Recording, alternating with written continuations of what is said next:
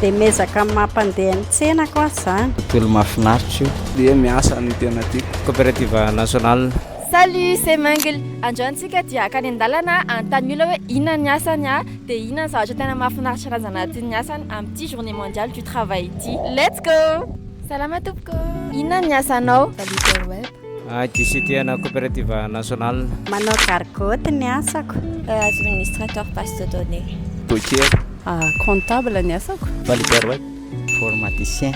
Inona ny zavatra tena tianao anatin'ny asanao? Maraboafo isanandro. Fanerasera amin'ny olona maro be mihitsy. Atrira izy efa tiako foana ny hatramin'izay na informatique. Zavatra tena tiako aloha zany dia mahita olona misakafo maro amin'ny tsena zany dia mezaka amin'ny mampandeha ny tsenako azy zany. Za manao resaka paiement reny dia resaka midécouvrir relation amin'ny any amin'ny banque ohatra ny relation miaraka amin'ny fournisseur ohatran'izany.